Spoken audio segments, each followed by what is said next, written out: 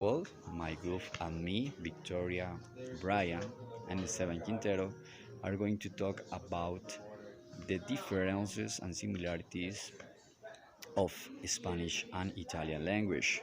So, for that, we just want to focus in some aspects as the grammar, the syntax, and phonetics details, which are very important to understand why they are very different each other or why they are similar each other. So the objective is not to show if some of them are is easier to learn or which one is the best. The idea is just to compare them and to see the details that they have and similarities.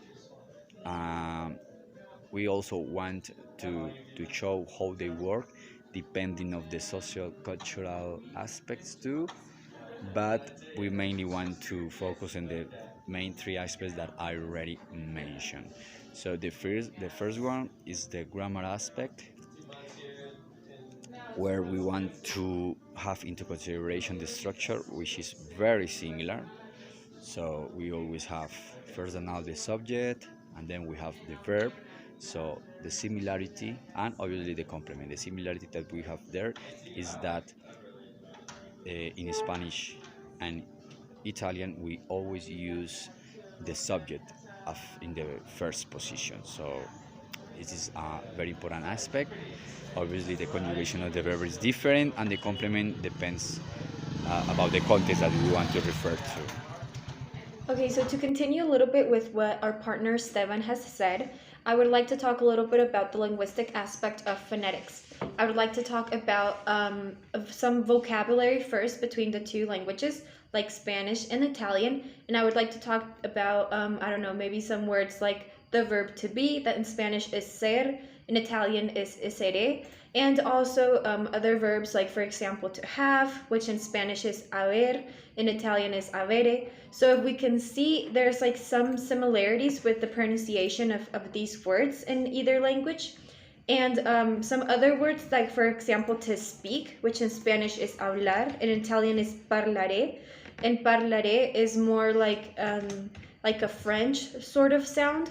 But this is what happens normally with those Romance languages.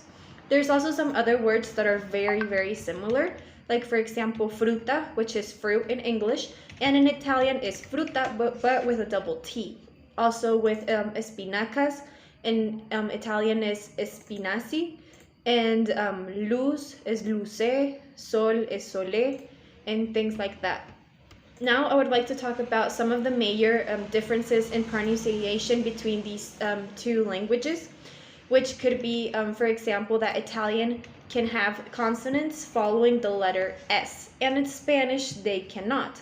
Some other thing is that Spanish also tends to accentuate the thrilled or R.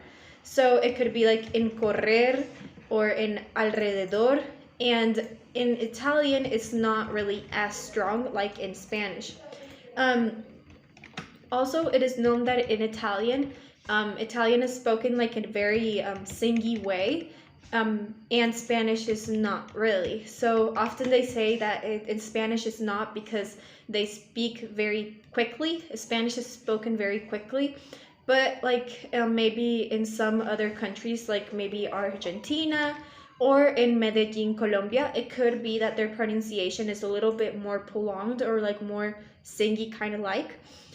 Also, in Italian, they seem to be putting like double letters everywhere, in which in the pronunciation, the emphasis is in those letters that they double.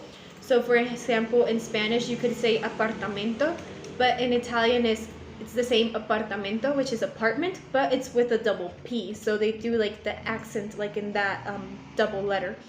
Or also level in Spanish is nivel, and in Italian is livello with a double L.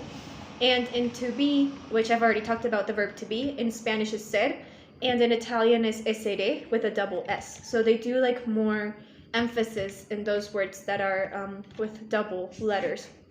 Um, so this would be like a little bit about those phonetic aspects or linguistic aspect in the phonetic kind of area. and there's not much, but these are like some of the biggest differences between these.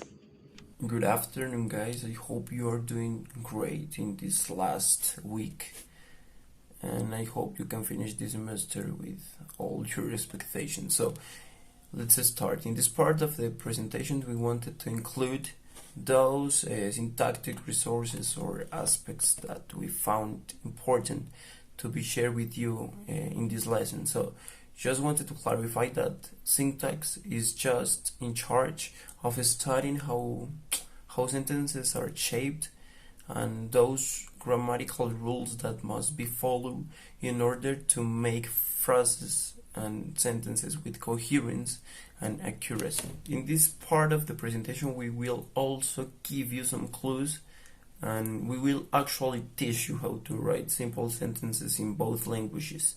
So we are going to practice a little bit our present writing sentences like the house is white in both languages, and we are going to clarify some information about subjects, about how the structure goes like, for example, pronoun, verb, and complement, and those stuff is going to be the one that we wanted to include in this part of the presentation. If you actually want to check it out, you can click on our link and it is going to redirect you to our page. So you will check that information, and if you have any question, please guys, don't have any doubt on chatting on us in order to access. And finally, we think these advices and clues in syntactic resources will actually drive you to have a better understanding of this topic, and you will actually learn a little bit of Italian.